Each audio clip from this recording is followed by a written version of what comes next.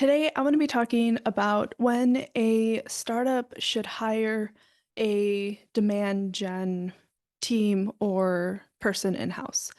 I work with a lot of startups, and a lot of the conversations that I get actually come from either the CEO directly or like a head of sales or a VP of sales, and they haven't quite hired marketing yet, but they're still building out like their sales team. And personally, I feel like it's a little backwards. And so, as we're trying to figure out what that modernized marketing and sales motion looks like, one of the things that I truly believe is there's a right time to hire marketing to set yourself up for success, to set the business up for success, and that sales cycles don't always have to be as long as most B2B companies are used to because they started with like a sales or an outbound motion first. So I'm hoping that this podcast can kind of talk through some of the reasonings behind these specific beliefs and walk through kind of like the stages that startups go through and why it's invaluable to hire marketing and a demand gen person at a specific segment within those growth stages. So I'm really hoping, we can break that down in today's episode and it can shine some light on the value that marketing can bring prior to building out a large sales team. So as most of you know, there's different like stages of startups, right? You start with the very like it's in my office at home, it's just an idea, or maybe you've built out a test product and you're still in beta mode and you're trying to like test the market and see if it works. Very much the idea stage, still trying to develop, figure out the pain points, the market fit, and all those type of things. And then the next stage is normally around pre-seed. You could have a couple of like small customers testing it out, but most of this is still like in the research phase of what I found. And then you have the seed stage. And seed stage is a little more of like, okay, we have the fit, we have an idea of how we can take this to market. Maybe you have a couple of handful of customers by now, and you're starting to get a little bit more traction in the direction of where you want to take this startup. And you start nailing down a couple more of the specific features that are needed to be successful, how much funding you're going to need to be successful, the direction that you want to take that.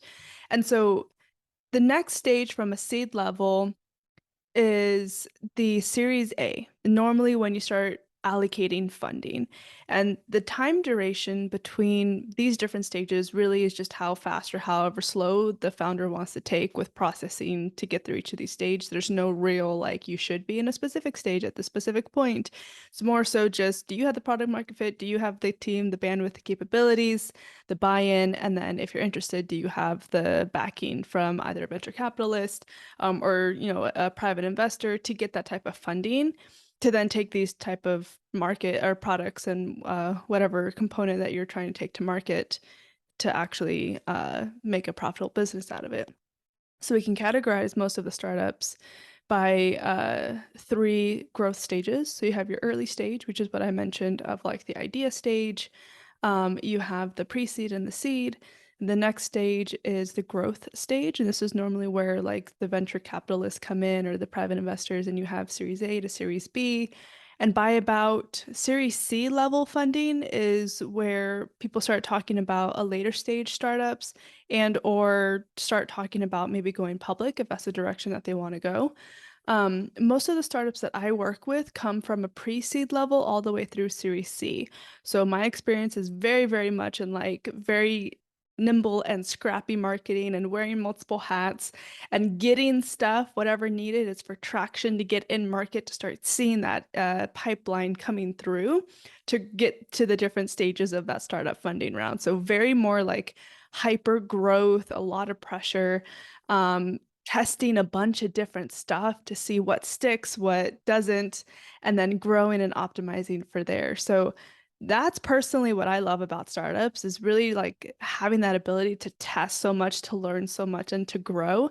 And so I really want to focus on what I've seen success with the startups that I've been a part of. And I've been in-house at startups at the last four startups that I've been at, and I was head of demand gen at three of those. So responsible for helping grow revenue and pipeline and being actually accountable to the pipeline that marketing was held responsible for. So A lot of my early stage of my career was just having to figure it out on my own and then taking things to market, testing it, seeing if it works, and finding a way to mold that into a scalable function.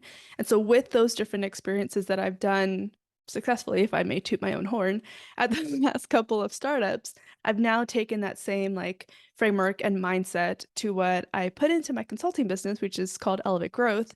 And so my focus is on about pre-seed to about Series B or C level startups, but they're still trying to figure out how to capitalize on that hyper growth marketing phase.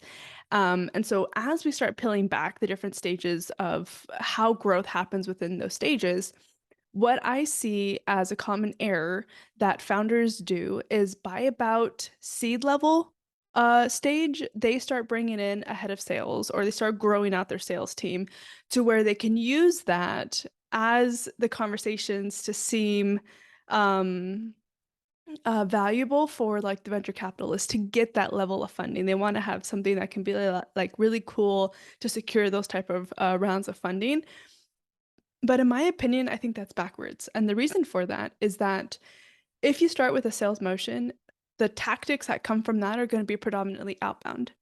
And outbound, it's proven, has a longer sales cycle than an inbound sales cycle. So if we take the math and we strip it back down, if we had somebody raise their hand wanting to talk to somebody, or you have an outbound motion of your sales team asking to get that call, the person who raised their hand and want to talk to you will likely close faster than the person that agreed to take a call from a sales rep and needed a little bit more nurturing before they were ready to give the buy-in for that product. And so when we think about the best way for hyper growth, the fastest way to do that is going to be by focusing on getting more inbound. They close faster, they're going to be more qualified, and they're probably going to have more of the market fit than those who are going to be just predominantly outbound. You're still testing your messaging, you're still testing how that comes through in terms of the reaction from the market. And so you're relying on if that messaging that your sales team is using from what we're testing as a startup messaging as a whole, if that resonates in market. Whereas if you have somebody who's coming more inbound, they already have that level of like market knowledge, if you will, to where they're curious and they're sparking that level of curiosity for questions. And so the conversation just changes dramatically. And so the biggest miss that I see that startups do is by focusing their efforts and their initial financial plans investing it in a sales team. And I think there's a place and a time for both a marketing and sales function to work together as we start building out that larger go-to-market motion. But I truly believe that startups should be investing in marketing first. And the reason for that is you're not going to set yourself up for a longer sales cycle in the beginning because again, inbound closes faster.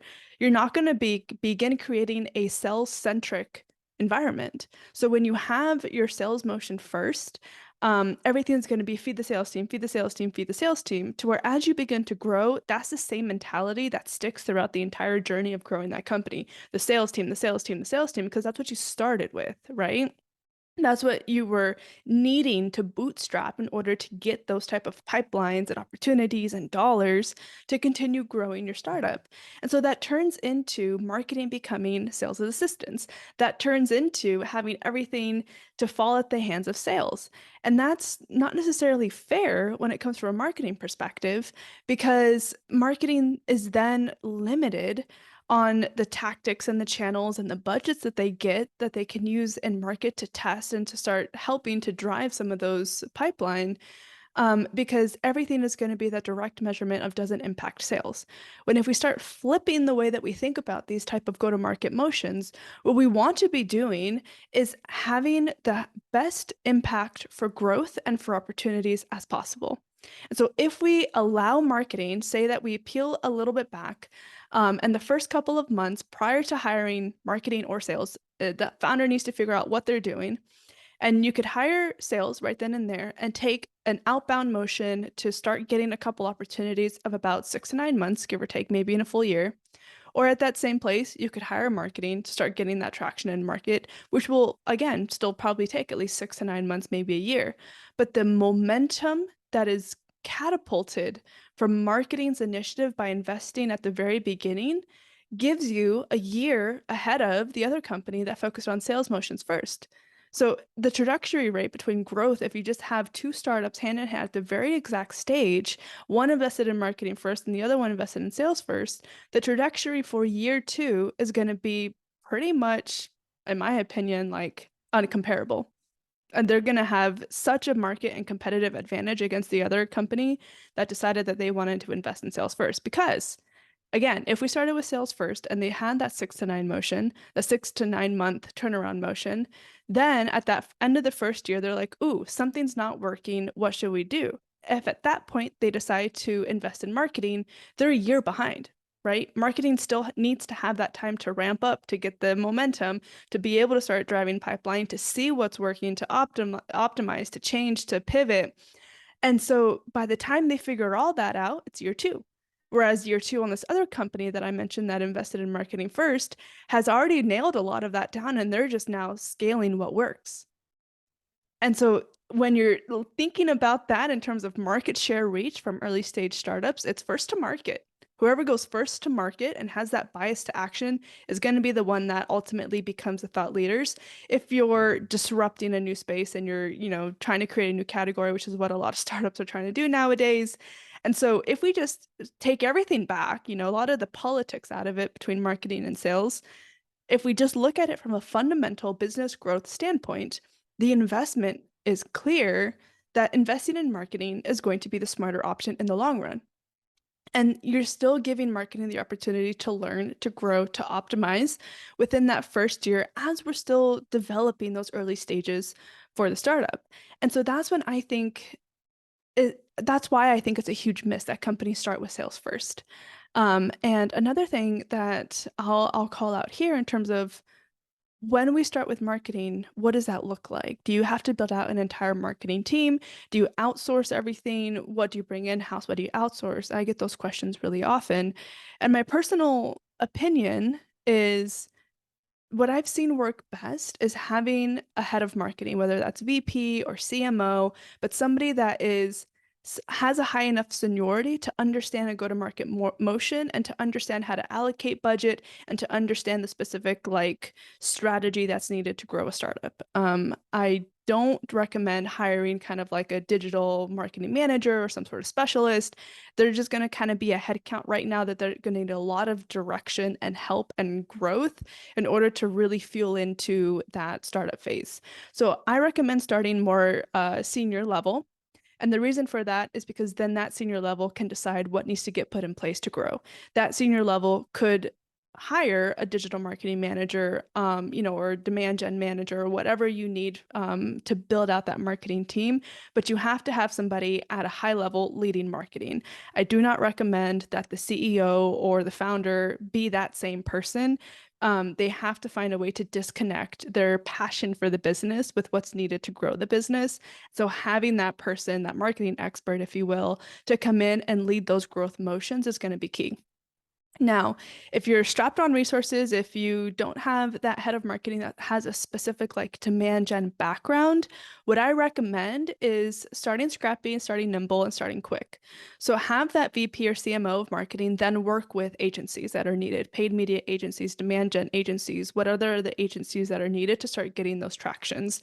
That continues putting you in market to figure out what's testing, what's working, and then to still have that one individual being responsible, leading, and guiding those type of initiatives.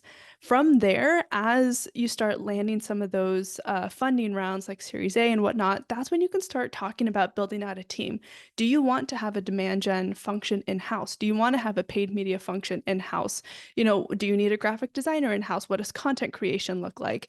Having those type of conversations, again, needs to come to a marketing leader, needs to come to an individual who gets how to structure a modernized marketing and sales motion. And I would actually say you don't need to hire a sales team until whoever was handling and dealing with sales prior, which is normally like the founder or some other CEO individual, until they're absolutely totally swamped and cannot follow up and are now having that pain of I need help. Normally, in the first couple of years of a startup, you still have that same CEO or whoever is really close to closing and selling that product still be okay. And even though we start getting more inbound leads and they start feeling a little bit more busy, they still love it, or they're still okay and they still don't necessarily desperately need the help. That's fine. We can continue in that motion. It's when marketing starts getting that traction in the market of really attracting those inbound leads, those demo requests, to where now you're like, I have the need to build out the sales team. And the reason why this is important is because companies that start with a sales motion first hire 1 to 3, maybe 5 salespeople, and with the expectation for those individuals to essentially generate the demand for the business by doing outbound. The problem for that, as I mentioned, is the outbound sales cycle takes really, really long. And then the sales team has absolutely nothing to work. They don't hit their quota, they're not getting paid, whatever that commission or salary is set up for that type of payment. And the initiative behind that, the problem then is the salesperson's either gets bored, irritated, or just overall like discouraged.